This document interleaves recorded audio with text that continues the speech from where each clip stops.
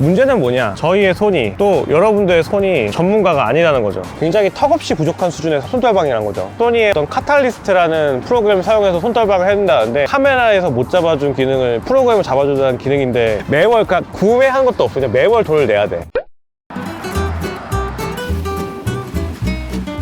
너무 좁은 거 아니야? 안녕하세요, 담치부부입니다. 안녕하세요. 이쪽 엉덩이 힘을 좀 올려. 저희는 지금 양양에 무슨 해변이더라? 정암 해변에 와 있습니다.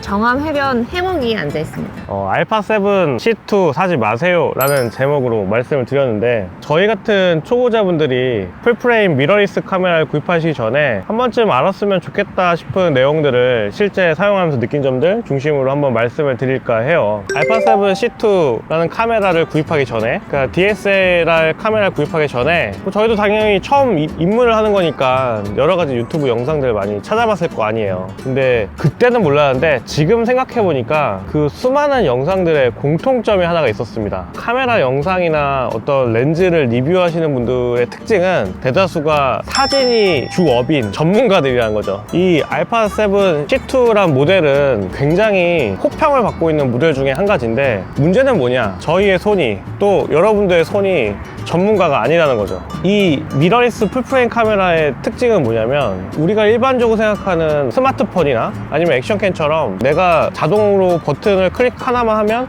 알아서 다 촬영해주는 그런 느낌이 아니고, 정말 수많은 기능들을 하나하나씩 조정을 해주면서 해야 되는 장비인데, 촬영 결과물에 있어서 이 풀프레임 카메라로 찍을 때는 사람의 역할이 80%, 장비의 역할이 20%. 만약에 우리가 스마트폰 찍는다고 하면은 제가 생각할 때는 사람의 역할은 한 30%?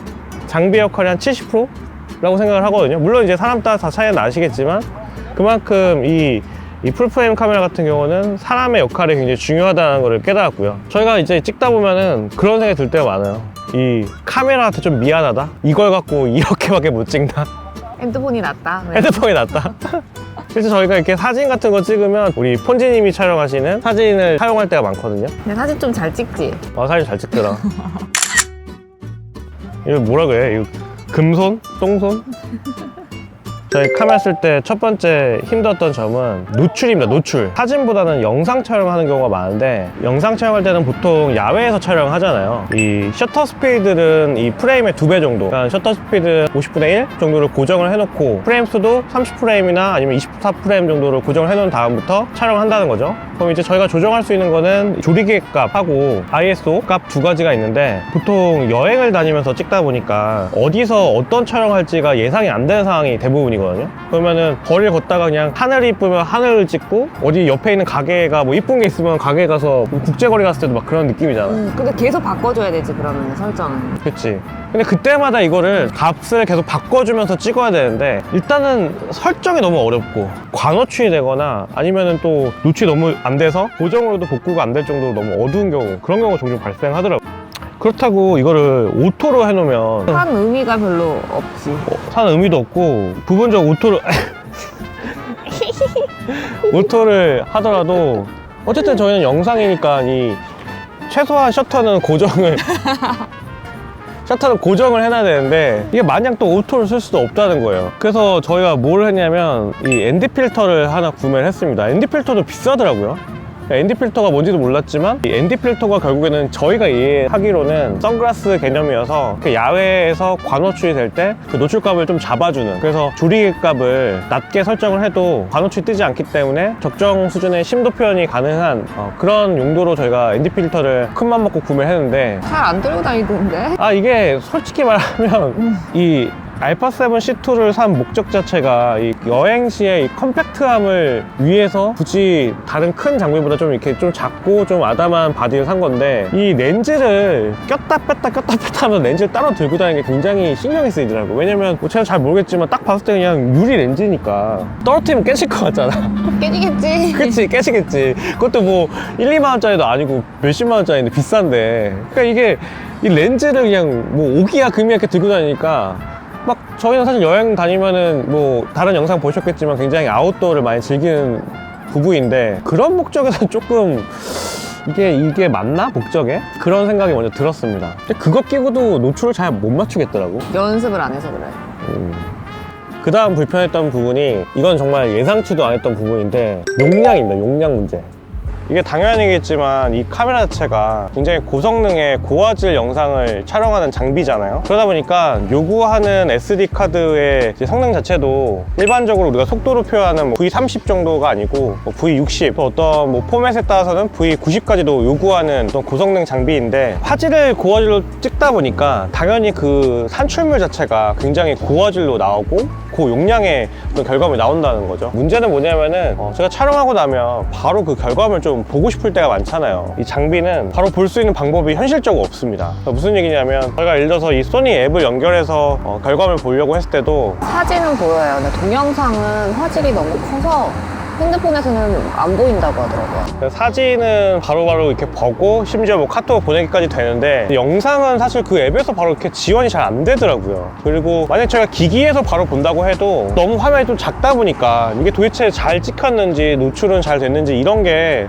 딱 눈으로 봤을 때는 잘 보이지가 않는다라는 단점이 있었습니다. 그러다 보니까 깨달은 게, 그래서 이제 감독분들이 촬영 바디 옆에 다른 보조 장치, 그러니까 이 화면을 볼 수 있는 보조적인 모니터를 두고 촬영하는구나라는 걸 깨달았거든요. 근데 문제는 저희가 알파7 C2를 산 목적 자체가 여행을 다니면서 굉장히 컴팩트한, 좀 가볍고 한 손 안에 들어오는 그런 목적 때문에 이 카메라를 샀는데, 비디오를 출력할 수 있는 장비를 따로 들고 다니는 것 자체가 저희가 생각하는 본 목적하고 너무 안 맞는 거예요. 그 다음 문제가, 나중에 후편집을 하잖아요. 뭐 옮기는 속도, 그리고 뭐 편집하는 속도, 그런 것들 하나하나가 굉장히 좀 부담이 된다는 거죠. 만약에 여러분들께서 어떤 영상 편집을 저희처럼 뭐 브이로그나 어떤 유튜브 목적으로 촬영하신다고 한다면, 일반적인 이런 액션캠으로 찍은 4K 영상과 이런 DSLR 풀프레임 카메라로 찍은 영상의 4K는 같은 4K지만 편집의 난이도나 편집의 속도는 정말 차원이 다릅니다. 풀프레임 카메라로 찍은 영상을 편집을 할 때는 그에 준하는 굉장히 좋은 수준의 PC가 또 따라와야 되고요. PC 성능도 또 줘야 된다는 거죠. 그리고 또 만약에 영상이 계속해서 차곡차곡 쌓인다는 가정하에는 말 그대로 이 영상 하나가 5분, 10분만 돼도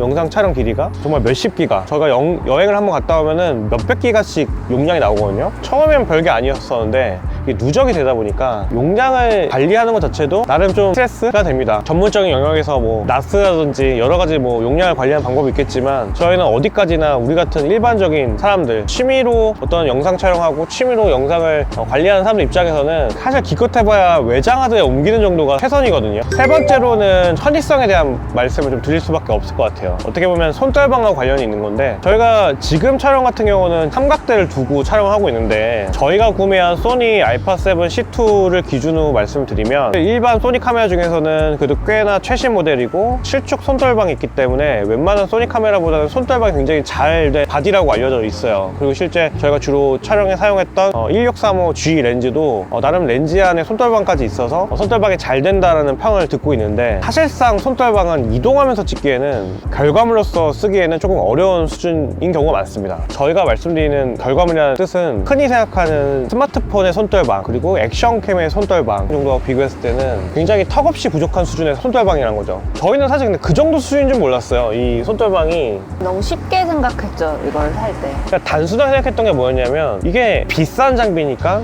더 비싼 손떨방, 더 잘 되게. 이상한 말인지 모르겠지만 당연히 더 비싸니까 뭔가 고급 기술이 들어가서 뭔가 이건 손떨방을 잘 잡아주는구나 라고 생각을 했는데, 저희가 당황했던 게 이거는 원래 미러리스 카메라는 그렇게 하는 게 아니고, 나중에 후편집으로 소니의 어떤 카탈리스트라는 프로그램을 사용해서 손떨방을 해야 된다는데, 또 이 영상의 손떨방 기능을 카탈리스트로 이 보정을 잡아주려면 유료 기능을 써야 돼요. 또 매월, 그러니까 구매한 것도 없어. 그냥 매월 돈을 내야 돼. 아니, 내가 손떨방 기능을, 보정 기능은 어떻게 보면 카메라에서 못 잡아준 기능을 프로그램을 잡아주자는 기능인데, 그걸 내가 돈을 또 내고 써야 돼? 물론 무료로 쓸 수도 있는데 영상 한 개 한 개씩은 되는데, 한 변에 쭉 이렇게 해서 손떨방을 보정을 맥히려면 돈을 내야 되더라고요. 삼각대를 쓰라는 거지. 근데 뭐 상식적으로 저희가 이런 액션캠의 삼각대야 울란지 같은 데서 나온 이런 가벼운 삼각대를 쓰겠지만, 이런 미러리스 카메라는 그래도 불안하잖아요. 싼 삼각대 쓰면은 그냥 무게가 있으니까. 그치. 가격도 있고. 넘어졌다가는 뭐 돈이 와장창인데, 그러니까 어쩔 수 없이 좀 튼튼한 삼각대를 써야 되는데 삼각대도 가격이 비쌀 뿐더러 삼각대 왜 이렇게 비싸? 비싸더라. 삼각대 진짜 비싸더라. 비싸. 근데 삼각대가 또 짐이 되는 거예요. 삼각대를 들고 카메라 들고 다니는데 그때부터 슬슬 이게 여행인지 아니면 뭔가 훈련인지 아니면 뭐 이걸 내가 돈 벌러 온 건지. 근데 돈 버는 것도 없어. 그냥 고생이야 고생. 근데 뭐 들고 간다 치는데 들고 가서 저희는 둘이 같이 다니니까 한 명은 멀리 걸어가는데 한 명은 가만히 서서 찍고 있어요. 그럼 한 명은 또 뛰어가서 같이 맞추고. 근데 저희가 생각하는 여행은 그냥 같이 걸어다니면서 찍으면서 얘기도 좀 하고 야 이거 이쁘네 잘 나왔네 얘기하고 또 걷고 또 찍고 하는 건데 삼각대를 들 순간부터는 그 여행의 목적과는 전혀 맞지 않는. 저희가 얘기하는 거는 그러니까 정확히 저희처럼 일상적인 여행을 목적으로 다니는 사람들한테는 카메라의 손떨방 기능 이런 게 너무 아쉽기 때문에 잘 맞지가 않다는 거예요, 목적과. 저희가 몇 가지를 좀 말씀을 쭉 드렸는데 바디가 나쁘다는 게 아니에요. 이걸 오해하시면 안 되는 게 저희보다 훨씬 전문가님들 입장에서 봤을 때는 너네가 뭐 카메라에 뭘 아냐,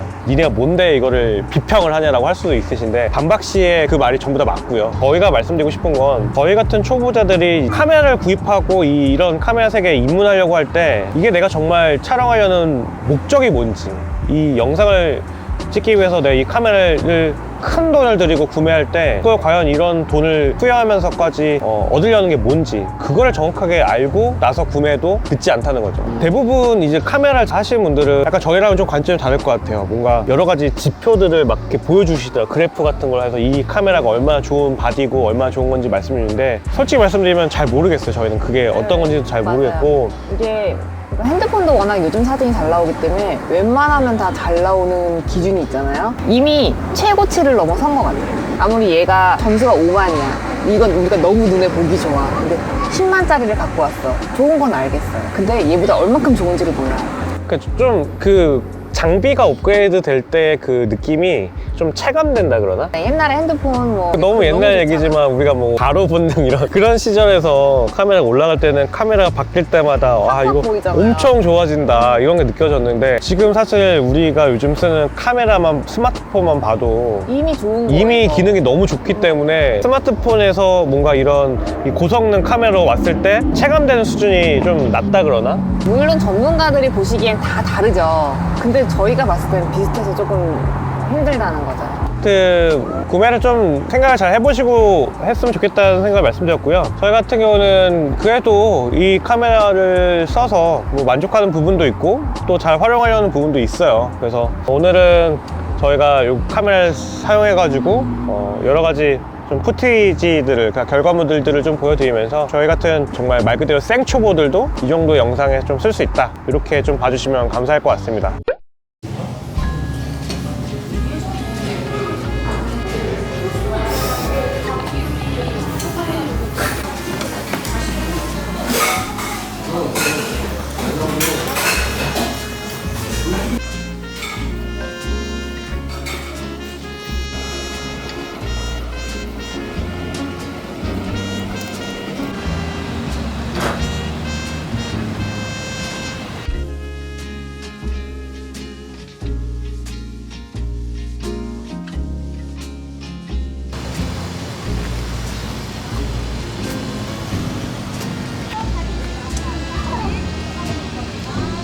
맞아.